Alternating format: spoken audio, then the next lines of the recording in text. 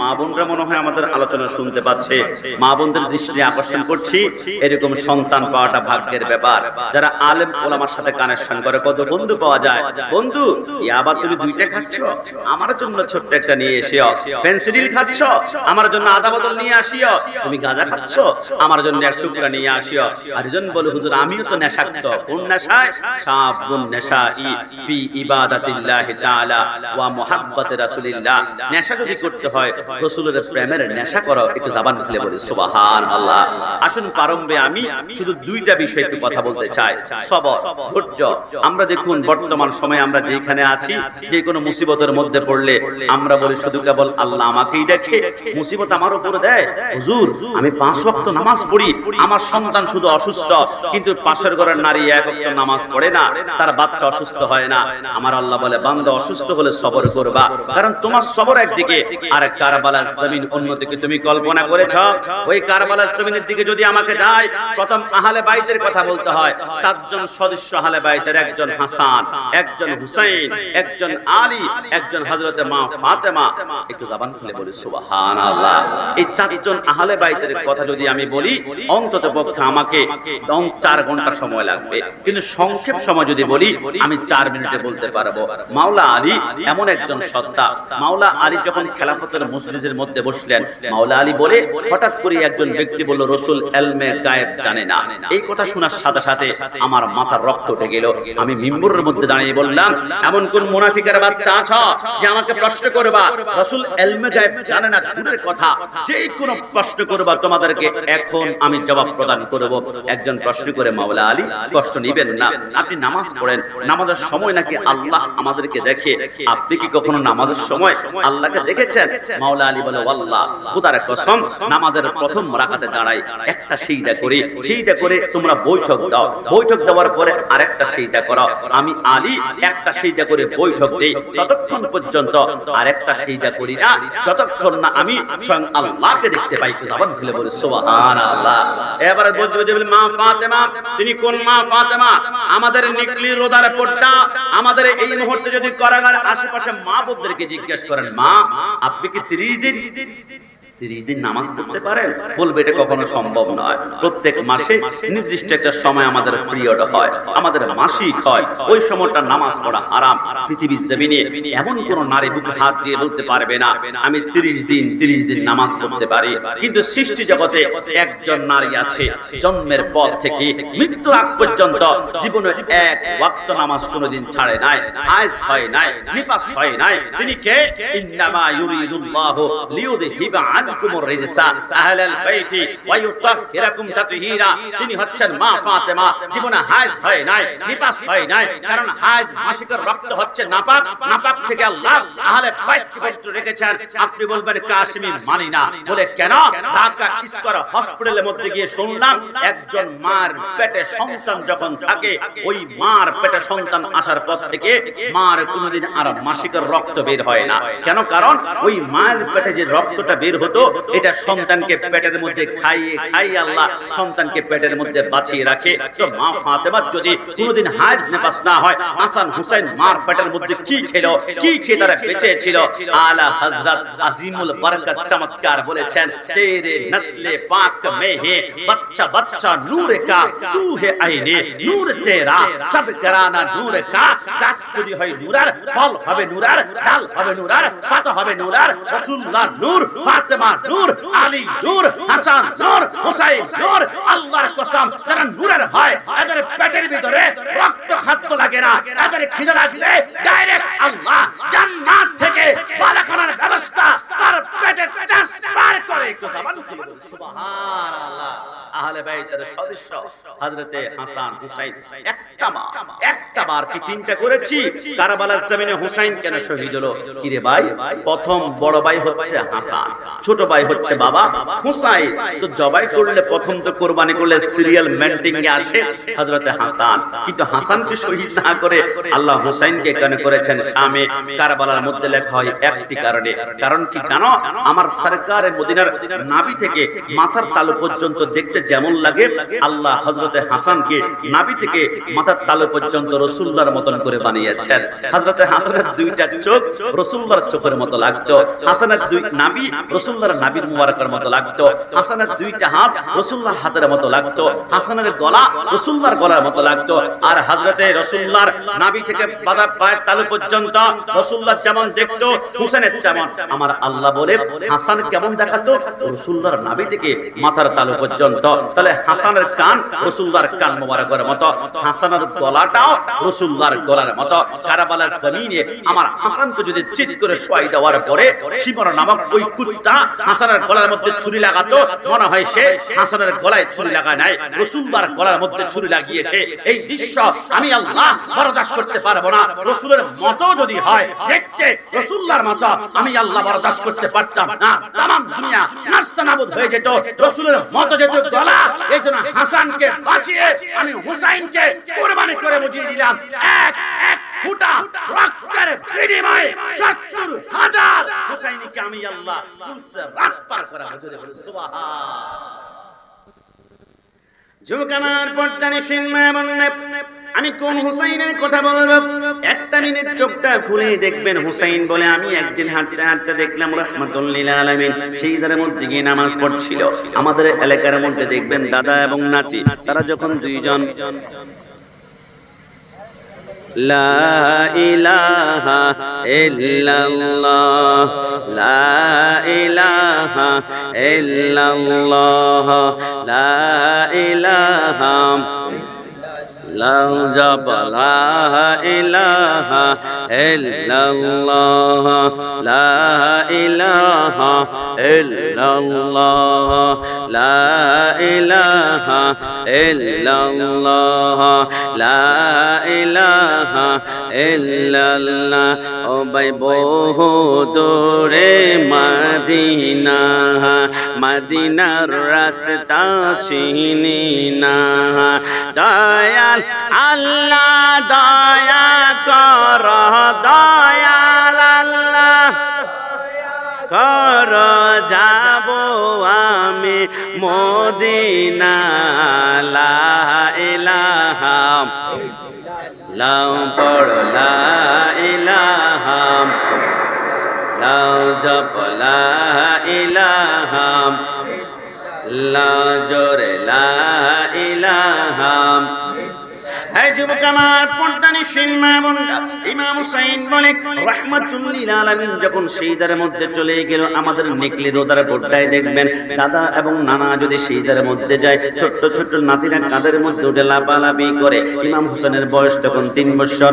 ইমাম হুসাইন রাসূলুল্লাহর কাঁধের উপর উঠে বসে রইল রাসূলুল্লাহ সিজদার মধ্যে। রাসূল 3 বার তাসবিহ পড়লেন, সুবহান রাব্বিয়াল আলা, সুবহান রাব্বিয়াল আলা, সুবহান রাব্বিয়াল আলা। রাসূল চিন্তা করলো 3 বার সিজদা আমি সুবহান রাব্বিয়াল আলা তাসবিহ পড়েছি, এখন মাথা উঠাই ফেলবো। চিন্তা করলেন আমি যদি মাথা উঠাই ফেলি হুসাইন আমার কাছ থেকে দপ করে জমিনের মধ্যে পড়বে, হুসাইনের চামড়া পেটে যদি রক্ত বের হয়, আমি রাসূলুল্লাহর কলিজায় তীর মারলে যেমন কষ্ট লাগবে এইরকম আমি সহ্য করতে পারবো না।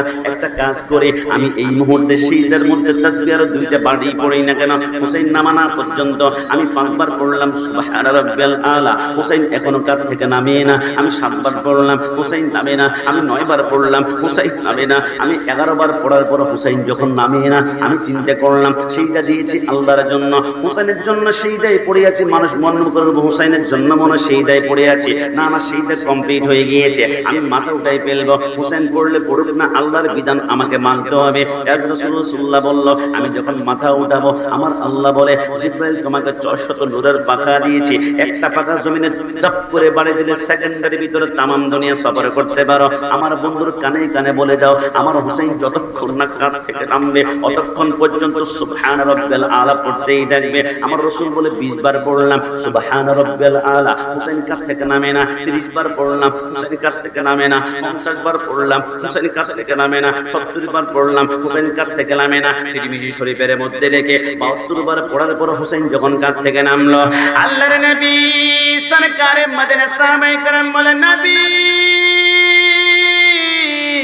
নবী একটু বলুন এতক্ষণ নামাজের ভিতরে কি চিন্তা করলেন? নবী আমারে বলে নামাজের ভিতরে হুসাইন হুসাইন হুসাইন চিন্তা করলাম। নবী নামাজের ভিতরে হুসাইন হুসাইন চিন্তা করেছেন, আপনার নামাজ হয়েছে কিনা? বলে কেন কেন? ওগো নবী আপনার নিকলির জমিনে, রোদার পর্দার জমিনে অষ্টগ্রাম মিঠামইনা অসংখ্য পুস্তাক রসুল রয়েছে, এরা বলেন নামাজের ভিতরে রসুলের চিন্তা আনলে নাকি গরু গাদার চেয়ে নিকৃষ্ট হয়ে যায়। নবী আপনি হুসাইনের চিন্তা করেছেন নামাজ হয়েছে কিনা? নবী আমার বলো ওয়াল্লাহি খোদার কসম, হুসাইনকে কাঁধের মধ্যে করে নিয়ে 72 বার সুবহান রাব্বিল আলা বলার কারণে কুদরতি জবান দিয়ে আল্লাহ আমার ডান কানে বলেছে, রাসূল আমি লিখিত দিলাম হুসাইনকে কাঁধের মধ্যে করে যেহেতু 72 বার সুবহান রাব্বিল আলা পড়েছেন, যারা হুসাইনকে মুহাব্বত করবে কিয়ামত পর্যন্ত শুহাদায়ে কারবালার আলোচনা করবে, যারা মনোযোগ দিয়ে শুনবে এক ফোঁটা চোখের পানি বের করবে, এমন 72,000 হুসাইনকে আমি আল্লাহ চোখের পলকে পুলসিরাত পার করে জান্নাতে ঢুকিয়ে দিবে। কি জবান খুলে বলি সুবহানাল্লাহ। আরে আমার যুবক ভাইরা, কোন হুসাইনের কথা বলছি আপনারা আমার থেকে ভালো জানেন। ঈদের দিন সকাল বেলায় আমার রাসূল সরকারের মদিনায় বসা, হুসাইন বলে না না আমার পঙ্খিরা দোড়া লাগবে। রাসূল পাঞ্জাবিটা উপরের দিকে উঠাই বলল, আমার পেটের দিকে তাকিয়ে দেখো, রাসূলের পেটের মধ্যে 3টা পাথর বাঁধা ছিল, 3 দিন পর্যন্ত কিছু খেতে পারেন নাই। আমার হুসাইন বলে না দিতেই হবে। ছোট্ট বাচ্চা নাচর বান্দা আছে কি নাই এটা মানতে চায় না। ছোট্ট বাচ্চার কথা শুনে হুসাইন বলে তুমি কান্না করো না, তুমি কান্না করলে আমার হৃদয় রক্তকরণ হয়। রাসূলুল্লাহ হাত দুইটা হাতের তালু জমিনের মধ্যে দপাস করে ফেলে দিল, হাঁটু দুইটা ফেলে দিল। আমার রাসূল বলে হুসাইন আমার দিকে তাকাও তো, এই গুণাটা তোমার পছন্দ হয় কিনা? হুসাইন বলে এত সুন্দর গুণা জিন্দেগিতে দেখি নাই। রাসূল বলে তাহলে আমার পিঠের মধ্যে উঠে যাও। হুসাইন যখন পিঠের মধ্যে উঠলো কান্না করতে শুরু করলো। রাসূল বলে কি হুসাইন তোর জন্য জমিনে হাত ফেললাম, জীবনে একটা মশা মাছি আমার গায়ে স্পর্শ করে নাই, একটা ধুলাবালি আমার গায়ের মধ্যে লাগে নাই, আমি ধুলার মধ্যে পড়ে গেলাম, তারপরও কেন কান্না করো? ইয়া রাসূলুল্লাহ কান্না করবো না কেন? আমি গুনাহ ছড়ার স্বাদ তো পাই না। বলে কেন? বলে দুনিয়ার গুনাহ ঠক ঠক করে কত সুন্দর হাঁটে, কিন্তু এই গুনাহ তো কোনো মতেই হাঁটে না। আমার রাসূল বলে আমি আবার হাঁটতেও হবে। রাসূল দুইটা হাত সামনের দিকে বাড়ায়, হাঁটুগুলো টুকটুক করে হাঁটে। হুসাইন কিছুক্ষণ পরে যখন আবার কান্না করলো, রাসূল বলে আবার কেন কান্না করলা? হুসাইন বলে নবী এটা কেমন গুনাহ, আমি তো স্বাদ পাই না। বলে কি হয়েছে? ইয়া রাসূলুল্লাহ দুনিয়ার গুনার বিভিন্ন লাগাম থাকে হাতের মধ্যে ধরে রাখার জন্য, যাতে করে ডানে বামে পড়ে না যায়। নবী আমি কেমন গুনায় উঠলাম কিন্তু আমার হাতের মধ্যে কোনো লাগাম পাই না কেন? আমি স্বাদ পাই না। আমার নবী বলল হুসাইন একটু অপেক্ষা করো। রাসূল তার বাপরি চুলগুলা কাঁধ পর্যন্ত লম্বা ছিল। রাসূলের বাপরি চুলগুলাকে 2টা ভাগ করে ফেললো। ডান হাতের মধ্যে এক ভাগ বাপরি চুল দিয়ে দিল, বাম হাতের মধ্যে আরেকবার দিল। এবারে বলল হুসাইন তুমি লাগাম পেয়েছ? বলে রাসূল লাগাম পেয়েছি। আমার আল্লাহ বলে হুসাইনের ডান হাতে বাম হাতে যতটা চুল ঢুকেছে প্রত্যেকটা চুলের বিনিময়ে আমি আল্লাহ 70,000 করে হুসাইনকে জান্নাতে প্রেরণ করে বজরে বলে সুবহানাল্লাহ। আল্লাহর নবী সরকারে মদিনার হুসাইন কান্না করে না না নানা ভাই রাহমাতুল লিল আলামিন। নবী আমারে বলে কি রে হুসাইন আমারে কেন কান্না করো? ওগো নবী আমি গুনাহ ছড়ার স্বাদ পাই না কেন? কেন নবী দুনিয়ার গুনাহগুলা বিভিন্ন ভাবে আওয়াজ করে বাখানাখা, কিন্তু এটা কেমন গুনাহ? এটা কোনো আওয়াজ করে না। আমার রাসূল বলে আওয়াজ করতে হবে। রাসূল এবারে জবান দিয়ে আওয়াজ করলেন আনফা আফ। আফ শব্দের অর্থ আল্লাহ তুমি maaf করে দাও, আন শব্দের অর্থ আল্লাহ তুমি maaf করে দাও। বলার সাথে সাথে আল্লাহর আরশের পায়গুলো থরথর করে কাঁপতে শুরু করলো। আমার আল্লাহ বলে জিবরাইল দৌড়া। আমার বন্ধু জবান দিয়ে একবার আফ শব্দ বলেছে, আরেকবার আফ শব্দ বললে তামাম দুনিয়া নাস্তা নাবুদ হয়ে যাবে। কেন কেন?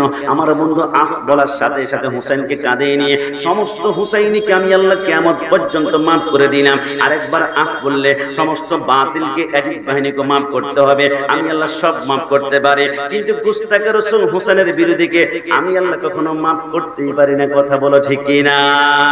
ওই মদিনায় আছেন আমার জানে মুহাম্মদ রাসূল, সেই মদিনার প্রেমিক হয়ে আমি যদি করি ভুল, ভুলে ভরা জীবন আমার, ভুলে ভরা জীবন আমার, তাতে দুঃখ লাগে না।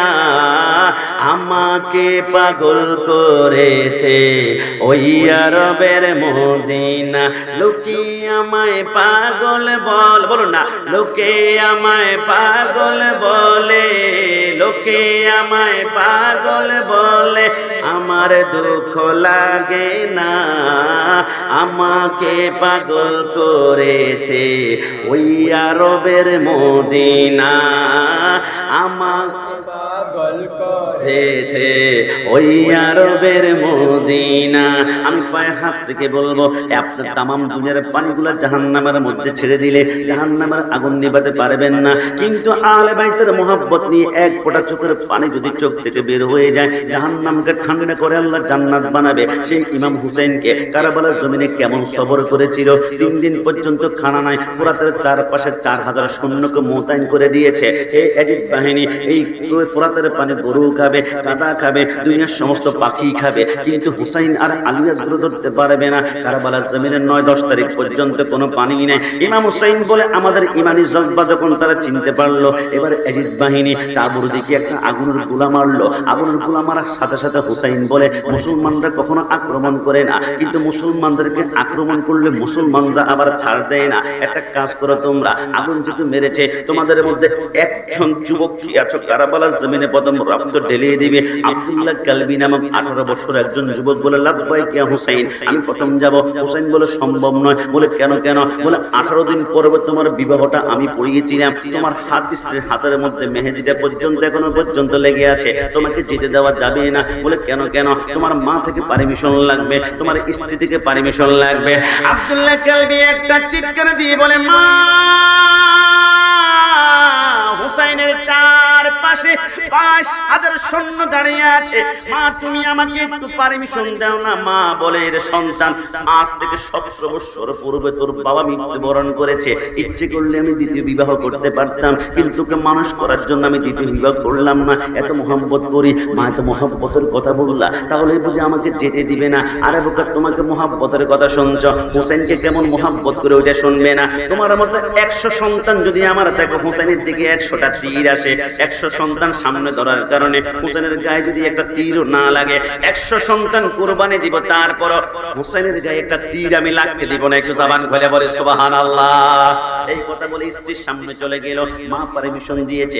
স্ত্রী, তুমি আমাকে পারমিশন দাও কিনা? বলে, একটা শর্ত পারমিশন দিব, আপনি যখন কারবালার জমিনে যুদ্ধ করতে করতে আপনার পানির তৃষ্ণার কারণে জিহ্বাটা দাঁতের মাড়ির সাথে আপনার আটকে যাবে, যখন আপনার চোখগুলো ঝাপসা হয়ে যাবে, রক্তগুলো যখন পানি হয়ে যাবে, ডান দিকে তলোয়ার ঘুরলে হাতটা বাম দিকে চলে যাবে, সেন্সলেস হয়ে যাবে, হাতে কোনো শক্তি থাকবে না। ওই মুহূর্তে এজিদ বাহিনী পিছন দিক থেকে যখন তীর মারবে, আপনি শহীদ হবেন। আপনার সামনে 70,000 কুরগেলমান এসে ডান হাত ধরে টেনে টেনে আপনাকে জান্নাতে নেবে। আপনি ওয়াদা করেন, আপনি কুরগেলমানের হাত ধরে জান্নাতে যাবেন না। আপনি জান্নাতে যদি যেতে হয়, আমি স্ত্রীর হাত ধরে জান্নাতে যাবেন। আব্দুল্লাহ কালবি বলে, খোদার কসম, কুরগেলমানের হাত ধরবো না, তোমার হাত ধরে ধরে আল্লাহর জান্নাতে যাব।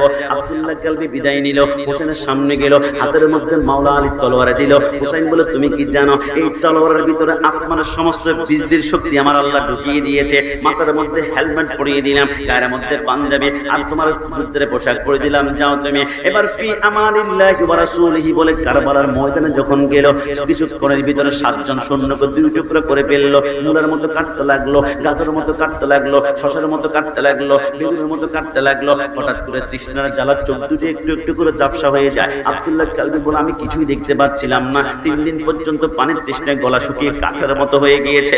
আব্দুল্লাহ কালবি আম্মা বলে একটা ডাক দিয়ে তাবর মধ্যে চলে গেল। মা, কিচ্ছু চাই না, 1 ফোঁটা পানি তুমি আমাকে দাও। খোদার কসম করে বলে 5000 সৈন্য একই কতল করে ফেলবো। মা বলে, আরে পানি নাই, আমার গলা শুকিয়ে গিয়েছে। সন্তান যদি এত পানি চাও, একটা কাজ করো, আমার সামনে আসে। বলে, কি করবা? বলে, এবার হা করো। আব্দুল্লাহ কালবি বলে, আমি যখন হা করলাম, আমার মাটা জিহ্বাটা আমার মুখের ভিতরে ঢুকিয়ে দিয়ে বলল, এই সন্তান পানি নাই, জিহ্বাটা আমার চুষু দেখো, আমার জিহ্বা থেকে একটু পানি পাও কিনা, রসকস তুমি পাও কিনা। আব্দুল্লাহ কালবি বলে, আমি যখন মার জিহ্বাটা চুষতে লাগলাম, কসম খোদার, আমার জিহ্বা যদি হয় কাঠের টুকরা, আমার মার জিহ্বাটা পাথরের চাইতে আর শক্ত হয়ে আছে। আমি বললাম, মা কোনো পানি পাই না। মা মুচকি এসে বলল, তাহলে দুনিয়ার পানি আর তোর তকদিরে নাই। একটু পর রাহমাতুল্লিল আলামিন ডান হাতে তোমাকে হাউজে কাউসারের পানি পান করাবে। জোরে বলে সুবহানাল্লাহ। আল্লাহর হাবিবের নাতি হুসাইন বলেন, না না নবীর নবী বলে ওই কারবালার জমিনে রওনা করলো। ইয়াজিদ বাহিনী তীর মেরে খণ্ড বিখণ্ড যখন করলো, হুসাইন বলে আমি আব্দুল্লাহ কালবির দেহের দিকে যাব।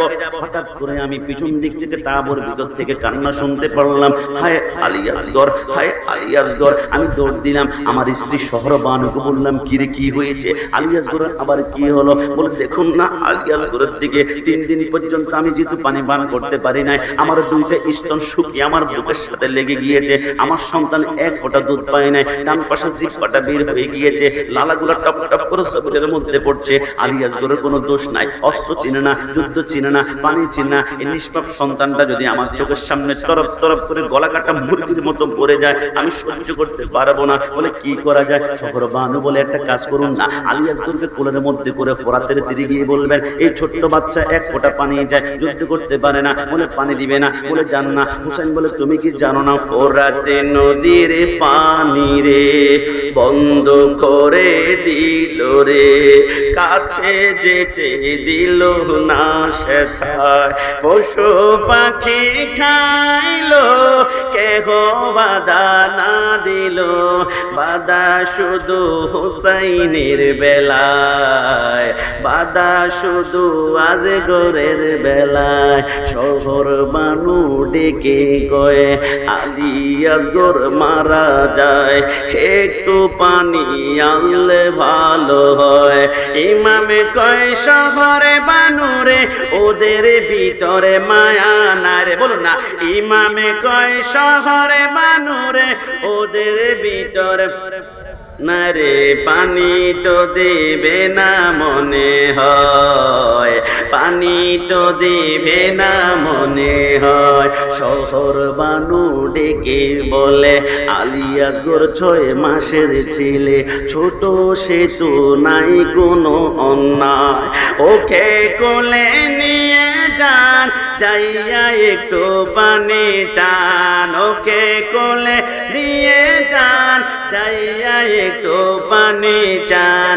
আসগরে মরে পানের পিপাসায়, আসগরে মরে পানের পিপাসায়। ইমাম হোসেন বলে এই পানি পশুয়ে খায়, এই পানি পাখিয়ে খায়, পানি সৃষ্টি নানা রসিলা। ডান হাত তুলে বলো ঠিক কিনা?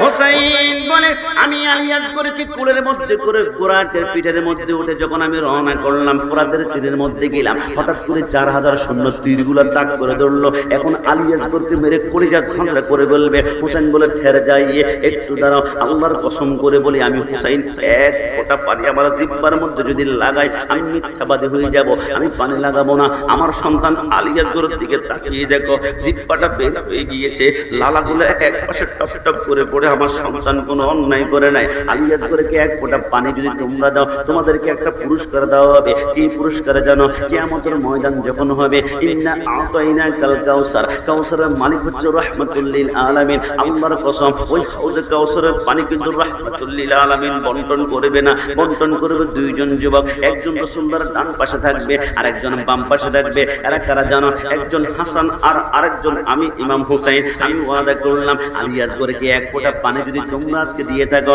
তাহলে কিয়ামতের ময়দানে আমার নানার পায়ে ধরে হলো তোমাদেরকে হাউজে কাউসারের পানি ব্যবস্থা করে দিব। ইয়াজিদ সৈন্যের চোখের মধ্যে যখন পানি চলে আসলো, হুসাইন বলল পেয়ে গিয়েছে, এরা মনে হয় দুর্বল, এরা মনে হয় রাজি হয়ে গিয়েছে। আমি ফোরাতের মধ্যে ডান হাতটা ঢুকিয়ে আমি 1 কুশ পানি নিলাম, আর ভয় করছি আবার ইয়াজিদ বাহিনী কোনো কুত্তা তীর মেরে দেয় কিনা। আমি যখন পানি 1 কুশ নিয়ে বুকের সামনে আনলাম, এখন আলী আসগরের জিহ্বার কাছে আনতে পারলাম না। ওই দূর থেকে 4000 সৈন্যের ভিতর থেকে একটা ইয়াজিদের কুত্তার বাহিনী, নাম হচ্ছে হারামালা ইবনে কাহেল, এত জোরে তীরটা আলী আসগরের বুকের মধ্যে মারলো। পিছন দিক থেকে যখন তীরটা বের হলো, আমি দেখলাম সে তীর আগায় কলিজা 3 টুকরা হয়ে আছে। হঠাৎ করে আলী আসগরের 2টা হাত ঝুলে গিয়েছে, পা 2টা লড়াছড়া করে না, আর একদম বন্ধ হয়ে গিয়েছে। আমি আলী আসগরকে কোলের মধ্যে করে তাবুর মধ্যে চলে গেলাম। শহরবানু বলে সন্তান যেহেতু কান্না করে না, পানি বুঝি পান করিয়েছ?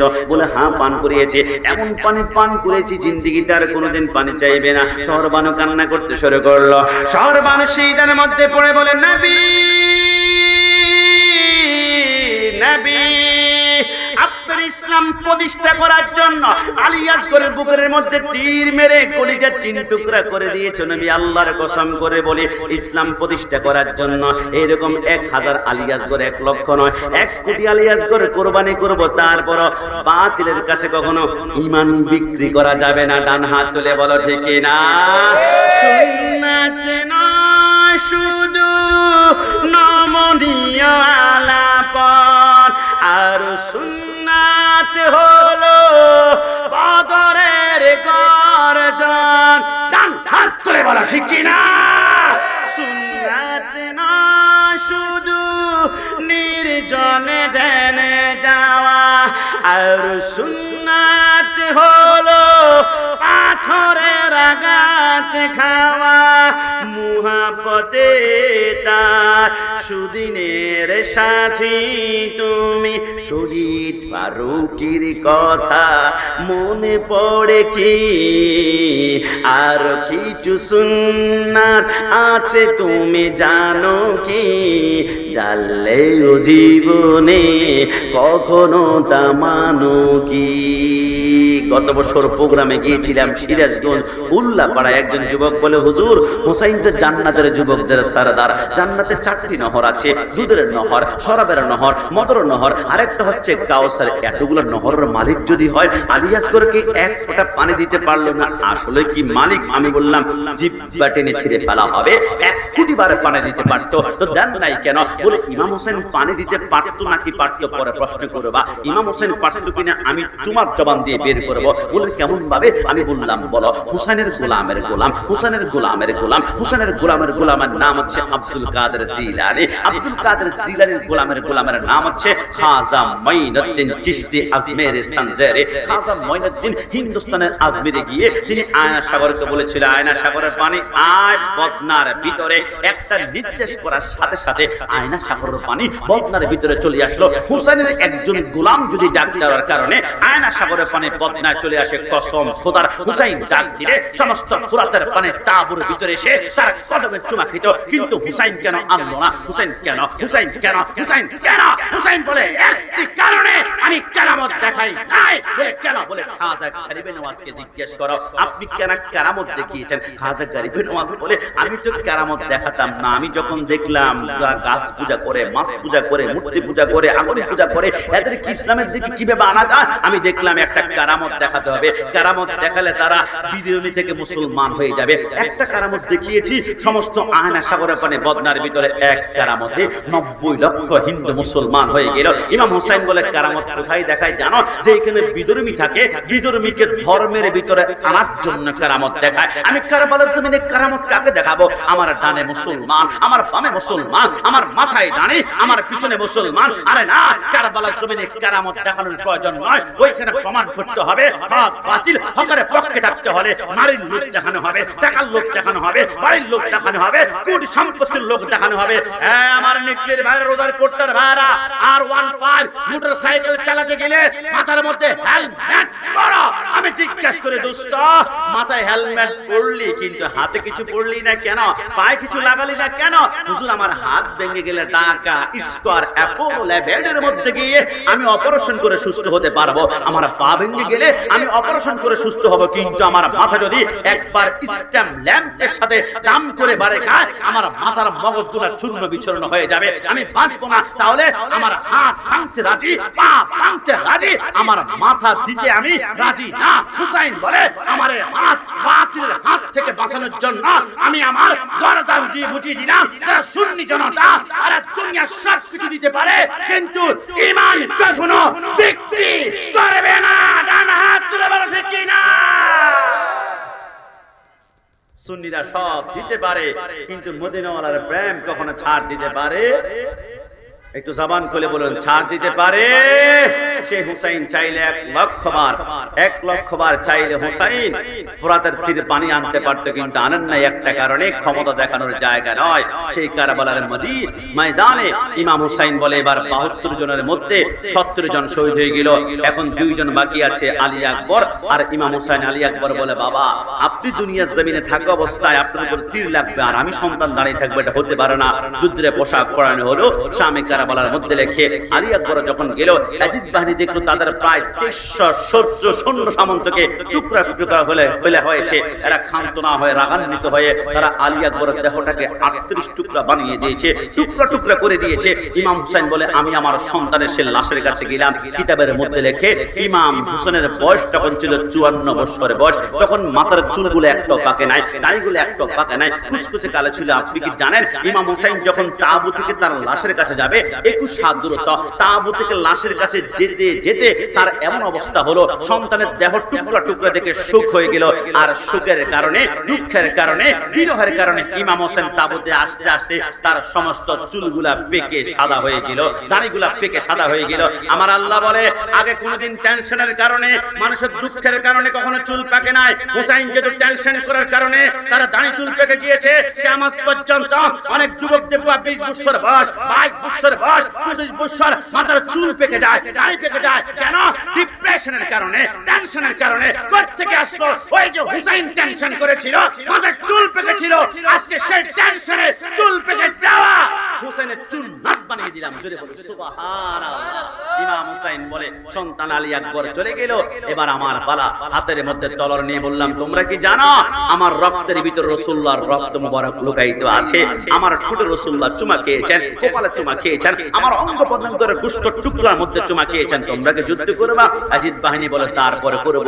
হুসাইন তলোয়ার চালাতে লাগলো। আসমানের বিজলির শক্তিগুলো যখন তলোয়ারের ভিতরে লাগলো, হুসাইন এমন ভাবে কাটতে লাগলো মুলা গাজর শশা যেমন ভাবে কাটে। কিছুক্ষণের ভিতরে তারিখে খোলাফা জালালউদ্দিন সুয়ুতি রাহমাতুল্লাহ লেখে কিছুক্ষণের ভিতরে 1100 সৈন্য দুই টুকরা করে দুইটা লাশের পাহাড় দুই পাশে দাঁড়িয়ে দিল। হুসাইন যুদ্ধ করে ক্লান্ত নাই, হঠাৎ করে হুসাইন তলোয়ার থামিয়ে ফেলল। হুসাইন কি হয়েছে? হুসাইন বলে আমার এই তলোয়ার দুনিয়ার কোনো শক্তি থামাতে পারতো না, একটি কারণে থামিয়েছি। আমার জন্মের কিছুক্ষণ পরে রাহমাতুল লিল আলামিন আমার ডান কানে আযান দিয়ে মুস্কি এসে বলেছিল হুসাইন আমার এই আযানের ইজ্জতটা রক্ষা করিও। যেখানে আযান হবে সেইখানে দুনিয়ার যত গুরুত্বপূর্ণ কাজ থাকবে স্টপ স্টপ স্টপ, বন্ধ বন্ধ বন্ধ।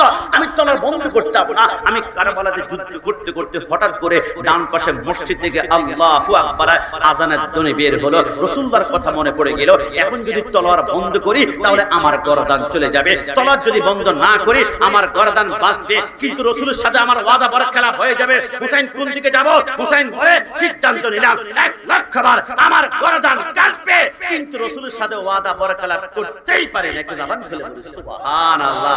হুসাইন তলোয়ারের নিচে 4000 আজিদ বাহিনী। হুসাইন ভয় পায় না, মুস্কি আসে। হুসাইন বলে আমার নানা বলেছে কারবালার জমিনে আমাকে শহীদ করা হবে, প্রতি ফোঁটা রক্তের বিনিময়ে 70000 গুনাহগার উম্মত ফুলসের আফতার হবে। তবে তলোয়ারের নিচে একটা জিনিস চাই। বলে কি? আজিদের হাতে বায়াত গ্রহণ করবা। আরে গাদ্দার আলী আসগর সহ 71 জনকে মেরে ফেলা হয়েছে। কারবালার জমিনে টুলটুম্বুর গরম রক্ত পড়ে আছে, কারো হাত আলাদা, কারো পা আলাদা, কারো আঁখ চোখ বের করে ফেলা হয়েছে। গাদ্দারি করা যাবে না। তুই কি চাও? হুসাইন বলে একটা জিনিস চাই, ইয়া আইয়ুহাল্লাযীনা আমানুস্তাঈনু বিস-সাবরি ওয়াস-সালাহ। 2 রাকাত নামাজ। হুসাইন তলোয়ারের নিচে বলে নামাজ আমার দুষ্টি কুবরে নামাজ পড়বি। আমার প্যান্টে সমস্যা আছে, আমার লুঙ্গিতে সমস্যা আছে, গতকালকে রাতে গোসল করে নাই। হুসাইন যারা হয় এরা কখনো নামাজ ছাড়তে পারে না। এইজন্য হুসাইনকে 2 রাকাত নামাজ পড়ার সুযোগ দেওয়া হলো। হুসাইন প্রথম রাকাতে 2টা সিজদা কমপ্লিট করেছে, দ্বিতীয় রাকাতে একটা সিজদা দিয়ে বাকি সিজদার থেকে যখন যাবে বাহিনী বলে হুসাইন যেভাবে তলোয়ার চালাচ্ছে, আরে আসমানের বিজলি তো এমন ভাবে চমকায় না। একটা কাজ করো, হুসাইন যদি বাকি সিজদা দিয়ে একবার তলোয়ার নিয়ে পলট মেরে চট করে সিংহের মতো দাঁড়িয়ে যায়, 5000 আজিদ বাহিনী একটাও রাখবে না। একটা কাজ করি, হুসাইন বাকি সিজদা হওয়ার আগে তার গর্দানটা আমরা উড়িয়ে দিব। হুসাইন বলে সেইটার দিকে যাব। ইতিমধ্যে 147টা বল্লম আমার পশমের গোড়ায় ঢুকিয়ে দিল। 137টা তীর আমাকে মারলো, আর তলোয়ার দিয়ে কুপিয়েছিল। হাড়টির সাথে গোশতগুলা কিমার মতো লটকে আছে। হুসাইন চিত হয়ে পড়ে গেল। অনেক কষ্টে 2টা হাত একসাথে করে গরম রক্তের উপর শুয়ে পড়ে আর করেছিল, আল্লাহ আমি তো সাম্রাজ্য চাই না, অট্টালিকা চাই না, মসনদ চাই না, ক্ষমতা চাই না, আশ্রয় চাই না। চেয়েছিলাম 2 রাকাতে 4টা শহীদা, আল্লাহ 3টা হয়েছে, একটা তো বাকি। আমার আল্লাহ বলে লা মুমকিন, আল্লাহ দিন না, একটু শক্তি বাকি একটা শহীদা করে মৃত্যুর কোলে ঢলে পড়ব। আমার আল্লাহ বলে লা মুমকিন, আল্লাহ কেন দিবেন না? আমার আল্লাহ বলে বাকি একটা শহীদা দুনিয়া নয়। ইদাস সামাউ ফাতারাত ওয়া ইদাল কাওয়াকিবু ইনতাসারাত ওয়া ইদাল বিহারু ফুজ্জিরাত।